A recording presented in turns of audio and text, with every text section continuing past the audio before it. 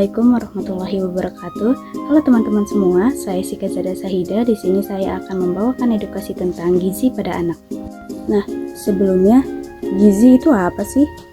Gizi adalah zat makanan pokok yang diperlukan bagi pertumbuhan dan kesehatan tubuh.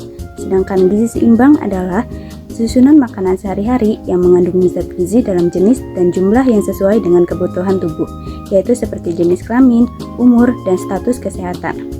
Gizi kesehatan untuk anak juga sangat penting. Gizi seimbang dapat memutus siklus buruk antar generasi, yaitu siklus di mana malnutrisi mengaktifkan kemiskinan dan kemiskinan melanggengkan malnutrisi.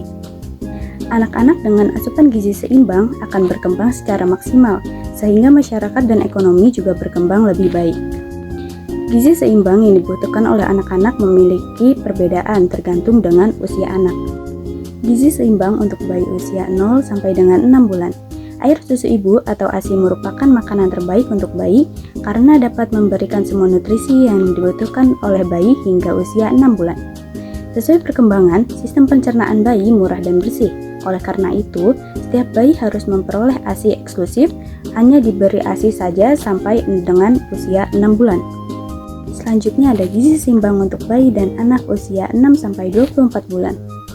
Pada bayi dan anak antara 6 sampai 24 bulan, kebutuhan akan berbagai zat gizi meningkat dan tidak dapat lagi dipenuhi dengan ASI saja. Untuk mencapai gizi seimbang, perlu makanan pendamping ASI yaitu MPASI, dan ASI tetap diberikan sampai bayi berusia 2 tahun. Pada usia 6 bulan, bayi mulai diperkenalkan pada makanan lain, mula-mula dalam bentuk lumat, makanan lembik, dan selanjutnya beralih ke makanan keluarga saat bayi mulai berusia 1 tahun. Selanjutnya ada gizi seimbang untuk anak usia 2-5 tahun. Kebutuhan zat gizi anak pada usia 2-5 tahun meningkat karena berada pada masa pertumbuhannya cepat dan aktivitasnya semakin meningkat. Anak sudah mempunyai pilihan terhadap makanan yang disukai, sehingga jumlah dan variasi makanan harus mendapatkan perhatian khusus saat anak memilih makanan yang bergizi seimbang.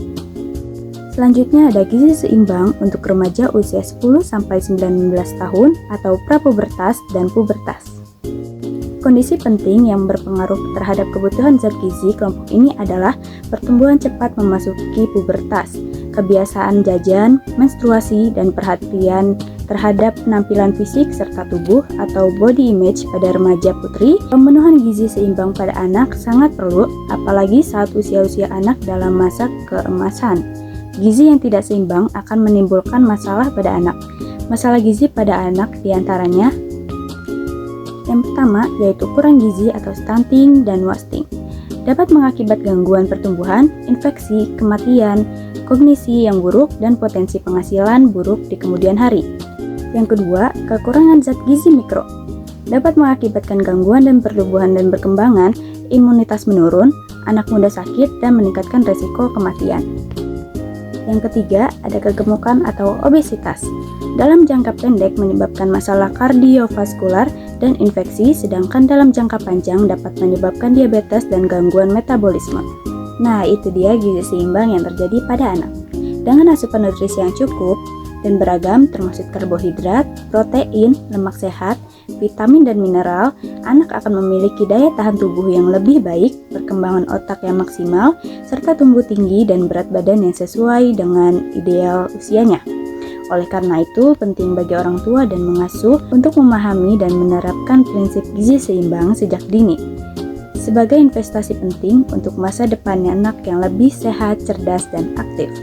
Mari bersama-sama membangun generasi yang lebih sehat dan kuat dengan memastikan setiap anak mendapatkan haknya atas gizi seimbang setiap hari. Ingat, anak sehat berawal dari pola makan yang tepat. Sekian dari saya, semoga bermanfaat. Assalamualaikum warahmatullahi wabarakatuh.